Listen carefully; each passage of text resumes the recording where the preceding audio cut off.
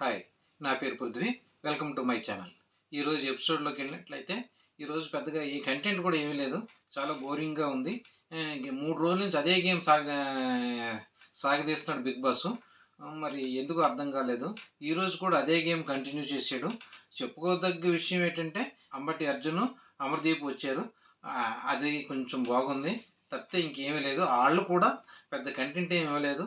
వాళ్ళు ఏదో వచ్చేసి బాగా ఇస్తారనుకున్నాము, ఎక్స్పెక్ట్ చేసినంత ఇదిగా అయితే ఏమీ లేదు.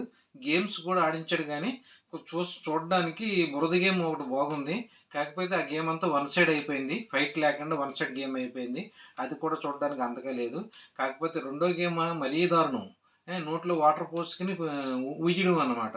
చంటి పిల్లలు చేసే గేమ్ అనమాట అది. ఆ గేమ్ ఆడించాడు బిగ్ బాస్. మళ్ళీ దాంట్లోనే మళ్ళీ ఆర్గ్యుమెంట్స్. మొత్తం మీద ఈరోజు ఎపిసోడ్ అయితే చాలా సప్పగా ఉంది. సంజన గారు మళ్ళీ మొదలుపెట్టారు కారణం లేకుండా ఆర్గ్యుమెంట్ చేయడం. ఈరోజు కూడా అదే చేశారు. ఆవిడ కంటెంట్ పోవటం చూస్తున్నారని అర్థమైపోయింది. ఆవిడ ఆర్గ్యుమెంట్లో అసలు పాయింటే లేదు. మొత్తం మీద కెప్టెన్స్ ఇద్దరు కొంచెం నెమ్మదస్తులు కాబట్టి ఆవిడ ఆర్గ్యుమెంట్ చెల్లింది. సుమన్ అండ్ గౌరవ్ కూడా ఇద్దరు కొంచెం నెమ్మదస్తులు కాబట్టి ఆవిడ ఆటలు చెల్లినవి.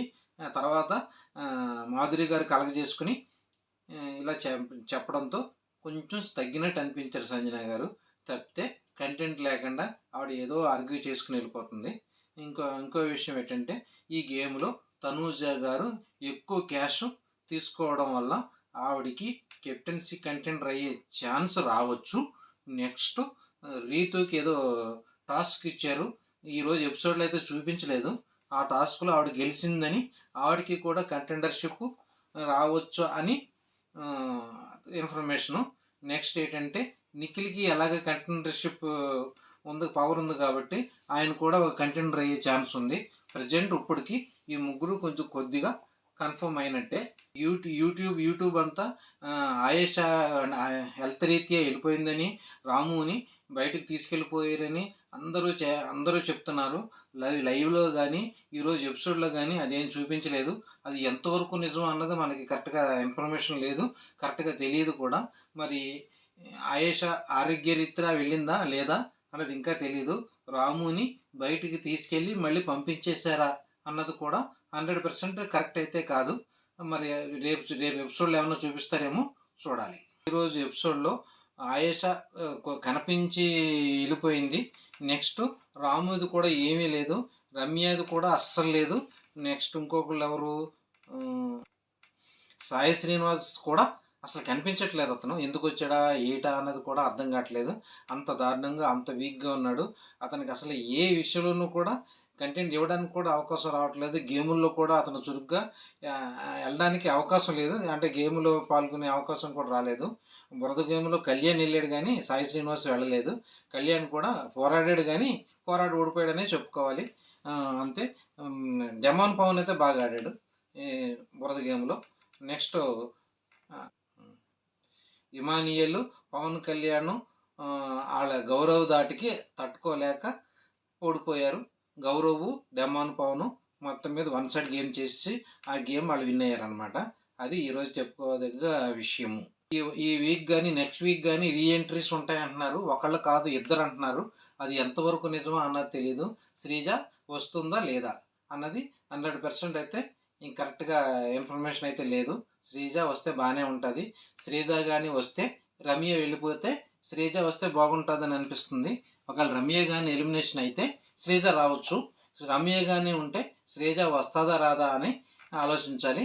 నెక్స్ట్ ఏంటంటే ఎక్కువ మంది నామినేషన్లో ఉన్నప్పుడు మ్యాక్సిమం డబుల్ ఎలిమినేషనే జరిగింది. మరి ఈ బిగ్ బాస్ 9 దాంట్లో మరి ఏం చేస్తారో చూడాలి. మ్యాక్సిమం డబుల్ ఎలిమినేషన్ ఉంటుంది. ఒకవేళ డబుల్ ఎలిమినేషన్ కానీ ఉంటే రీఎంట్రీ మాత్రం ఖచ్చితంగా ఉంటుంది. ప్రజెంట్కి ఇప్పుడు వచ్చిన ఇన్ఫర్మేషన్ ప్రకారం డబుల్ ఎలిమినేషను, రీఎంట్రీ 2 ఉన్నాయని అర్థమవుతుంది. ఒకవేళ డబుల్ ఎలిమినేషన్ ఉంటే Ramya and Ramu and Sai Srinivas ముగ్గురులో ఇద్దరు వెళ్ళిపోతారు. ఈ మ్యాక్సిమం సింగిల్ ఎలిమినేషన్ అయితే Sai Srinivas guarantee. Double elimination అయితే రాము, సాయి శ్రీనివాస్ కానీ, రమ్య, సాయి శ్రీనివాస్ కానీ వెళ్ళిపోవచ్చు. ఒకవేళ రమ్య కొంచెం వాయిస్ ఉంది కాబట్టి ఏమన్నా ఉంచితే రమ్యను ఉంచవచ్చు.